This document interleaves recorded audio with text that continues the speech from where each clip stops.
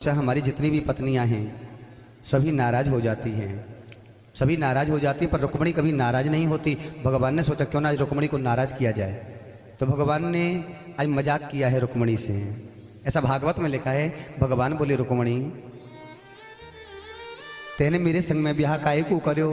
अरे तेरे संग में तो बड़े बड़े राजा विवाह करना चाह रहे थे। अरे चंदेली नरेश शिशुपाल बारात लेकर के आया, तूने उन सबको छोड़ करके मेरे संग में ब्याह काहे को करो? आज भगवान लेटे लेटे पत्नी ते बोले, रुक्मिणी से बोले सुनो, अगर तू ये सोचती हो कि मैं ज़्यादा बलशाली हूँ तो मैं बलशाली भी तो ना हूँ। अन्य राजान की डर की वजह से मैं समुद्र के बीचों बीच में रहता हूँ। और बंधु आज भगवान कहते हैं रुक्मिणी अगर तू ये सोचती हो कि मैं ज़्यादा सुंदर हूँ, मैं सुंदर भी तो नहीं हूँ, मैं काला हूँ। सब लोग मुझे कृष्ण कहते हैं, मैं काला हूँ। और अगर तू ये सोचती हो कि मेरा खानदान कुछ ज़्यादा ही अच्छा है, मेरा खानदान का भी नहीं पता। कोई कहता है वसुदेव का है, कोई कहता है नंद का है, कोई कहता है देवकी का है, कोई कहता है यशोदा मैया का है। मेरे खानदान के बारे में भी तो नहीं पता। देख अब भी कुछ नहीं बिगड़ा है, तुम जाओ और जाकर के शिशुपाल के साथ में विवाह कर लो। मजाक किया है। इस बात को सुनकर के माता रुक्मिणी के हाथ में जो पंखा लग रहा था छूट गया, पलंग से नीचे गिर गई और बेहोश हो जाती हैं। भगवान ने देखा ये क्या हुआ? मैं तो सोच रहा था कि रुक्मिणी नाराज होगी ये तो बेहोश हो गई। केवल आज भगवान विनोद कर रहे हैं कि देखो पत्नी तो वैसे ही बड़ी सुंदर होती है बाबूजी, पत्नी तो वैसे ही बड़ी सुंदर होती है, पर पत्नी जब नाराज हो जाए, मुंह फूल जाए, बोले नहीं तब और ज्यादा सुंदर लगती है महाराज। कभी कभी वो अलग ही बेस होता है। आज भगवान खड़े हुए और भगवान ने खड़े होकर के तद दृष्ट्वा भगवान कृष्ण प्रियाया प्रेम बंधनम हास्य प्रौढ़ मजानन्त्या करुणः शोन्वकम्पतः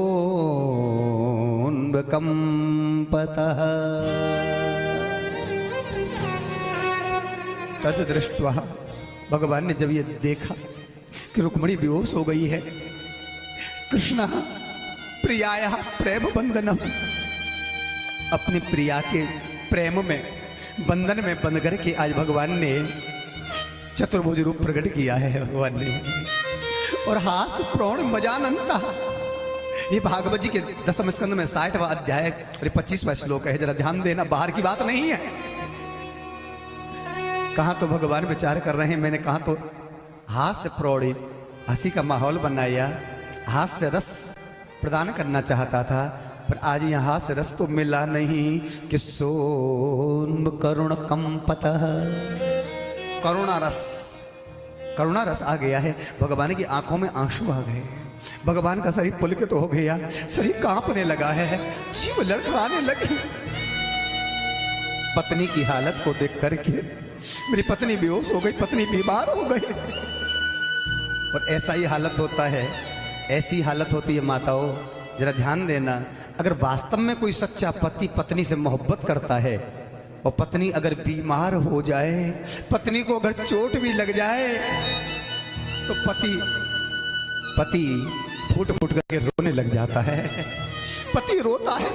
अगर वास्तव में प्रेम करने वाला पति होगा तो पत्नी के लिए रोता है।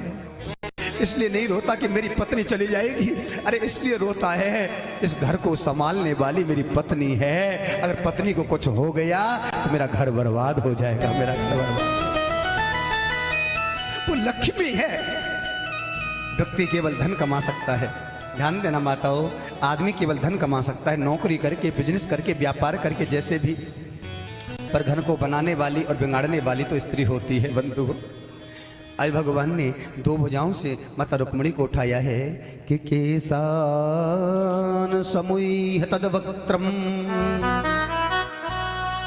प्राम्रजतः पद्म पाणिनः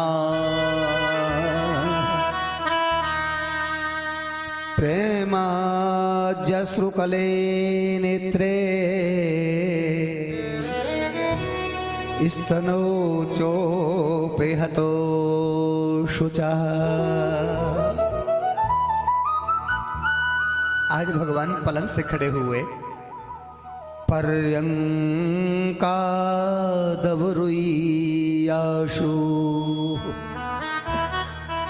तामुत्थाय चतुर्भुजः। पर्यंकादवरुयाशु, आज मेरे गोविंद पलंग से खड़े हुए और चतुर्भुज रूप को प्रकट किया। दो भुजाओं से माता रुक्मिणी को उठाया, एक हाथ माता रुक्मिणी के केसान समूह, जहाँ बाल है ना, केसों के नीचे लगाया, चोटी के नीचे, नार के नीचे लगाया, और दूसरा हाथ पद्म पाणिना, जो पाणी घुटनों से नीचे, पैर के नीचे हाथ लगाया। एक हाथ नार के नीचे, एक हाथ घुटने के नीचे, पेड़ली के पास में लगाया। ऐसे भगवान ने उठाया। जरा दर्शन करें, भागवत की बात है महाराज। उसके बाद में भगवान माता रुक्मिणी के पसीने को पोंछने लगे, पल यानी पल पीतांबर धरा, और एक हाथ से पंखा करने लगे हैं। श्याम सुंदर आज माता रुक्मिणी की पंखा करते हैं। अब दर्शन करना बंधुओं, अभी थोड़ी देर पहले सेवा कौन कर रही थी? माता रुक्मिणी। और अब सेवा कौन कर रहा है? कौन कर रहा है? भगवान द्वारकाधीश माता रुक्मिणी की सेवा कर रहे हैं। और ऐसा ही होना चाहिए बंधुओं। पत्नी तो सदा सेवा करती करती है घर में, पति की, परिवार की, पर पत्नी के जीवन में कभी संकट आ जाए तो पति को भी पत्नी की मदद करनी चाहिए, मदद करनी चाहिए, सेवा करनी चाहिए महाराज। ऐसा नहीं है कि कोई पत्नी नौकरानी है, पत्नी के साथ में काम करने से तुम पत्नी के गुलाम हो जाओगे। नहीं नहीं, पत्नी के साथ काम करने से बाबूजी गुलाम नहीं, बल्कि पति और पत्नी का प्रेम और मजबूत हो जाएगा, और मजबूत हो जाएगा। इस कथा से शिक्षा मिलती है। उसके बाद में बंधु भगवान ने पंखा किया, जल छिड़का। थोड़ी देर के बाद में रुक्मिणी को होश आया, और रुक्मिणी रोते रोते बोली, भगवान आपने बिल्कुल सच कहा, मेरा और आपका मेल कहाँ है? कहाँ तो आप माया से परे परमात्मा, और कहाँ मैं एक माया में आबद्ध जीवात्मा। मैं माया में आबद्ध जीवात्मा और तुम माया से परे परमात्मा। अब जरा दर्शन करना बंधु, विचार करना कथा के ऊपर। माया किसको कहते हैं? जीवात्मा कौन है और परमात्मा कौन है? जीवात्मा, माया और परमात्मा। जीवात्मा, माया और परमात्मा। जो माया के बस में रहे, जो माया के बस में रहे वह जीवात्मा, और जो माया को अपने बस में रखे वह परमात्मा, वह परमात्मा, वह परमात्मा है।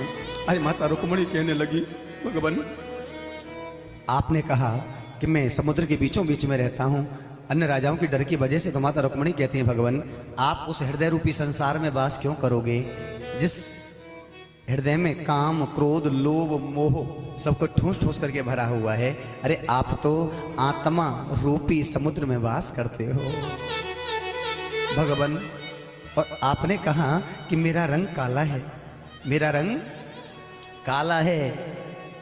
अब रुक्मिणी मैया कहती है, भगवान आपके इस काले रंग के ऊपर ही दुनिया मर रही है, आपके इस काले रंग के ऊपर ही दुनिया मर रही है। और तुम गोरे होते तो न जाने क्या हो गया होता। ये बात साची है ना? वो तो अच्छा हुआ है, अच्छा हुआ कि ठाकुर जी ने तुमको लाला बनाया। माता रुक्मिणी कहती हैं, वह माता ने भलो करो कि तुमको लाला बनायो, और तुमको लाली बनाए दियो हो तो ना, तो लोग कट कट के मर गए होते कि मेरी है, मेरी है, मेरी है।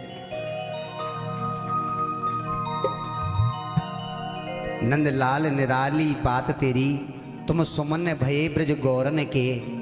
नंदलाल निराली बात तेरी, तुम सुमन भये ब्रज गौरन के। बन के नंदलाल कमाल कियो, तुम चोर बने चित चोरन के। कितनी गजब की बात है, ब्रज के शब्द हैं। नंदलाल निराली बात तेरी, तुम सुमन बने ब्रज गौरन के। बन के नंदलाल कमाल कियो, तुम चोर बने चित चोरन के। हे कृष्ण लला तुम होत लली, तो गले कट जात करोड़न के, गले कट जात करोड़न के। महाराज ये तो बहमाता ने बड़ी आज्ञा कि तुमको लाला बनाए हो, नहीं तो महाराज आपस में लोग कट कट के मर गए होते। उसके बाद में बंधुओं भगवान ने रुक्मिणी को हृदय से लगा लिया। रुक्मिणी के मन में परम आनंद आता है। रुक्मिणी कहती है, भगवान मुझे चरणों की सेवा से कभी अलग मत करना। आहा कितनी गजब की बात है बंधु।